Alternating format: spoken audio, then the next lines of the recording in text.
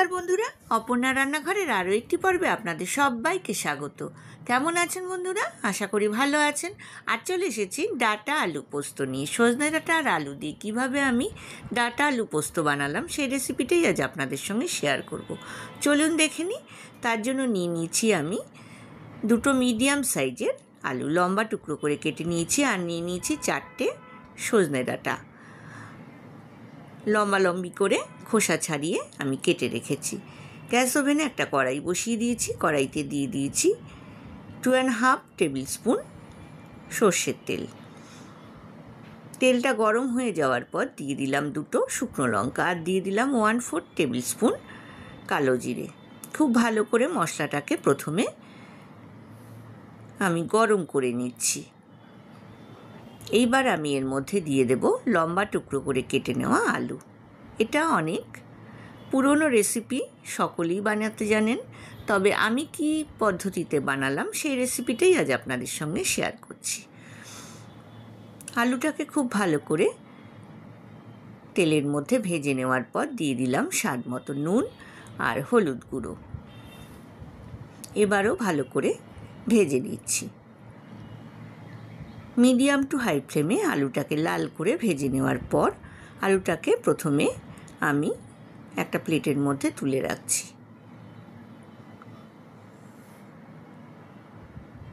বন্ধুরা যারা প্রথম থেকে আমার সঙ্গে আছেন তাদেরকে অনেক ধন্যবাদ। আর যেসব বন্ধুরা প্রথম আমার চ্যানেলে ভিজিট করছেন তাদেরকে আমার চ্যানেলে স্বাগত জানাই। এইবার তেলের মধ্যে দিয়ে দেব লম্বা করে কেটে নেওয়া সজনে ডাঁটা। এটাকেও কিন্তু আমি লাল করে ভেজে নেব। এর মধ্যেও আমি দিয়ে দিলাম স্বাদ মতো নুন আর হলুদ গুঁড়ো। খুব ভালো করে লাল করে ভেজে নেওয়ার পর আমি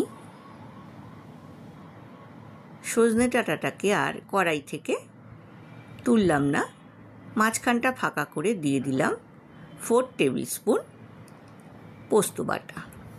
পোস্তটাকে আমি 2টো কাঁচা লঙ্কা দিয়ে মিক্সিতে বেটে নিয়েছি।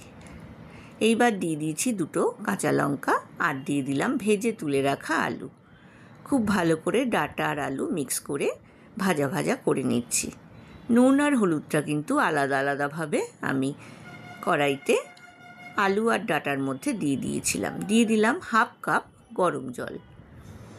এইবার ঢাকনা দিয়ে লো টু মিডিয়াম ফ্লেমে 10 মিনিট হতে দেব। 10 মিনিট পর ঢাকনা খুলে দেখুন ডাঁটা আলু পোস্ত কিন্তু অলমোস্ট ডান। আমি এর মধ্যে দিয়ে দিলাম সামান্য একটু চিনি। চিনিটা অপশনাল, ইচ্ছে না করলে কিন্তু স্কিপ করতে পারেন।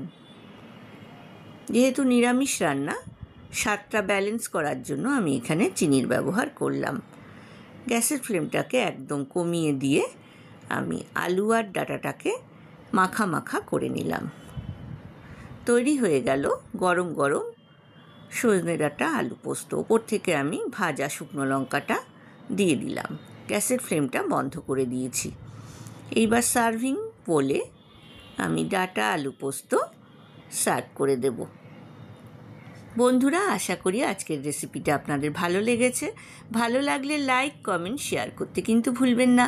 পাশে থাকা বেল আইকনটা প্রেস করবেন, তাহলে আমার নতুন নতুন রান্নার নোটিফিকেশান বা আপডেট কিন্তু আপনার কাছে প্রথম পৌঁছবে।